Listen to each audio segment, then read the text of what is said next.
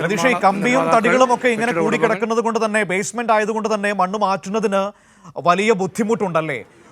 പിന്നെ ഒരു പരിധിക്കപ്പുറത്തേക്ക് മണ്ണുമാന്തി യന്ത്രം ഉപയോഗിക്കാനും പറ്റില്ല. കാരണം കൂടുതൽ മണ്ണിടിഞ്ഞ് താഴേക്ക് വീണാൽ അത് കുടുങ്ങിക്കിടക്കുന്ന ആൾക്ക് കൂടുതൽ അപകടമുണ്ടാക്കും. അത്തരം ഒരു പ്രതിസന്ധിയാണോ ഉള്ളത്?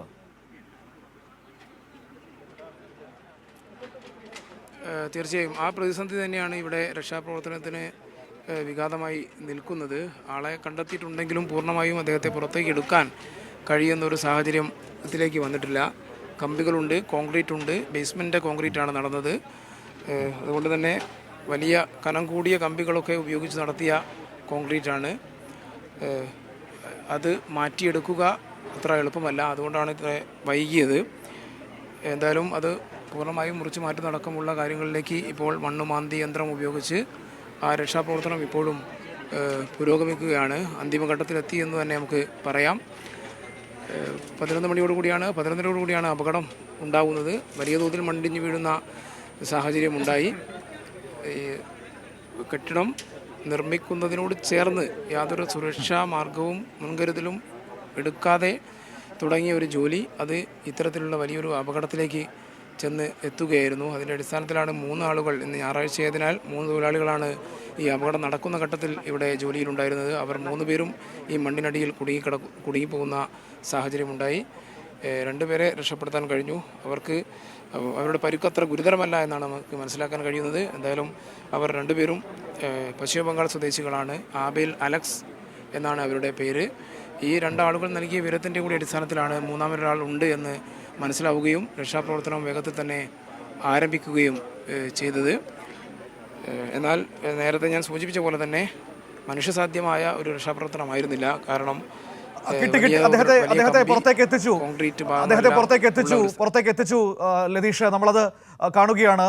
ഏറ്റവും ആശ്വാസകരമായ നിമിഷമാണ്. അദ്ദേഹത്തെ പുറത്തേക്ക് എത്തിക്കാൻ കഴിഞ്ഞിരിക്കുന്നു. അത് അദ്ദേഹത്തിന് പരിക്കുകളൊന്നും ഇല്ലാതിരിക്കട്ടെ എന്ന് നമ്മൾ ആഗ്രഹിക്കുകയാണ്. കാരണം നമ്മളെപ്പോലെ തന്നെ നമ്മുടെ സഹോദരനായി നിൽക്കുന്ന ഒരു മനുഷ്യനാണ്. ആ തൊഴിലിന് വേണ്ടി, ജീവിക്കാൻ വേണ്ടി ഇങ്ങോട്ടേക്ക് വന്നൊരു തൊഴിലാളിയാണ്. അദ്ദേഹം അപകടത്തിൽ പെട്ടുപോയതാണ്. ഏറ്റവും വേഗത്തിൽ തന്നെ അദ്ദേഹത്തിന് ചികിത്സാ സൗകര്യങ്ങൾ ലഭ്യമാക്കാൻ കഴിയട്ടെ എന്ന് നമ്മൾ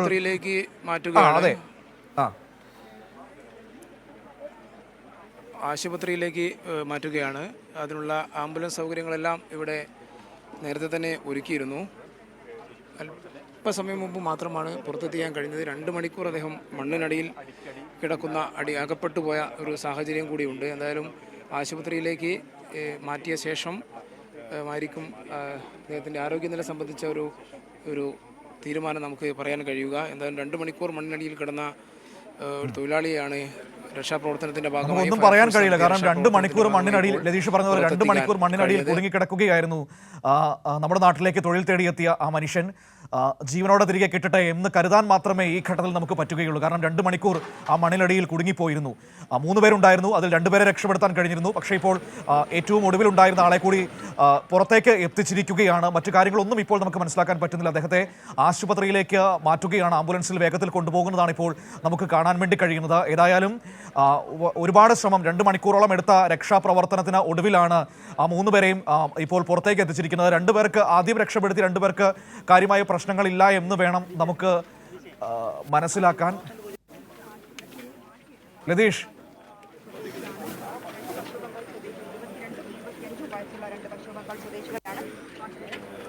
മനു ആശുപത്രിയിലേക്ക് മാറ്റുകയാണ് അദ്ദേഹത്തെ. ആബേൽ അലക്സ് എന്നുള്ള 2 ആളുകൾ, ഇദ്ദേഹത്തിൻ്റെ കൂടെ ഉണ്ടായിരുന്ന 2 പേർ മെഡിക്കൽ കോളേജ് ആശുപത്രിയിൽ ചികിത്സയിലാണ്. യുവാക്കളാണ്. 22ഉം 25ഉം വയസ്സുള്ള 2 പേരാണ് അപകടത്തിൽപ്പെട്ട ആബേലും അലക്സും.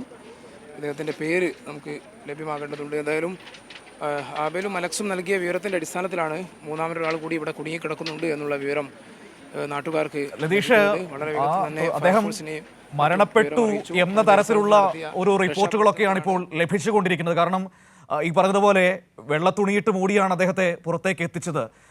മരണപ്പെട്ടു എന്ന് സ്ഥിരീകരിക്കാൻ കഴിയുന്നില്ല. പക്ഷേ ആ രീതിയിലുള്ള വാർത്തകൾ അല്ലെങ്കിൽ വിവരങ്ങൾ ഇപ്പോൾ പുറത്തേക്ക് വരികയാണ്.